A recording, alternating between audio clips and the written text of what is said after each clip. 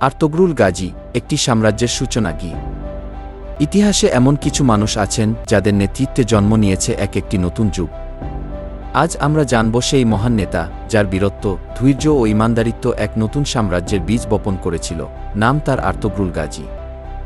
যদি আপনারা কখনো ভেবে থাকেন যে কিভাবে বিশাল উসমানীয় সাম্রাজ্যের সূচনা হয়েছিল, তাহলে আমি সর্বপ্রথম আপনাদেরকে আর্তুগ্রুল গাজীর গল্প বলবো।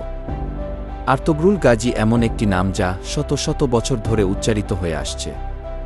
আর্তুগ্রুল গাজী ছিলেন উসমানীয় সাম্রাজ্যের প্রতিষ্ঠাতা উসমানের পিতা।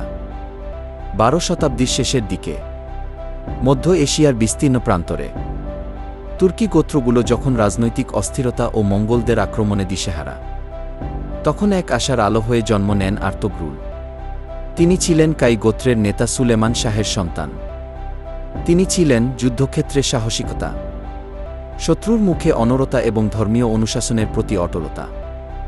এই 3 গুণে আর্তুগ্রুল হয়ে উঠেছিলেন তুর্কি জাতির আশা। তিনি তার গোত্রকে নেতৃত্ব দেন বাইজেন্টাইন ও ক্রমবর্ধমান মঙ্গল শক্তির বিরুদ্ধে। আর্তুগ্রুল আল্লাহর ওপর ভরসা রেখে সুলতান আলাউদ্দিন কায়কুবাদের অধীনে আনাতোলিয়ার পশ্চিম প্রান্তে স্থানান্তরিত হন।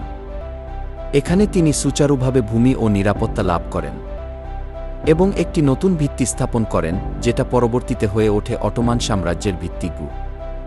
আর্তুগ্রুল শুধু একজন যোদ্ধা নয়, বরং তিনি ছিলেন একজন আদর্শ মুসলিম নেতা। তিনি ইনসাফ, দয়া এবং সত্যের পথে অটল ছিলেন। ইসলামী আদর্শই ছিল তার জীবনের মূল চালিকা শক্তি। 1287 সালে আর্তুগ্রুল ইন্তেকাল করেন, তবে তার রেখে যাওয়া উত্তরাধিকার একদিন হয়ে ওঠে পৃথিবীর অন্যতম শ্রেষ্ঠ সাম্রাজ্য, অটোমান সালতানাত। তার পুত্র উসমান গাজীর হাত ধরেই এই সাম্রাজ্যের সূচনা হয়, যা 600 বছরের বেশি স্থায়ী ছিল। আজও আর্তুগ্রুল গাজী আমাদের শিক্ষা দেন, সততা, সাহস এবং আমানের শক্তিই পারে ইতিহাসকে নতুন পথে এগিয়ে নিতে।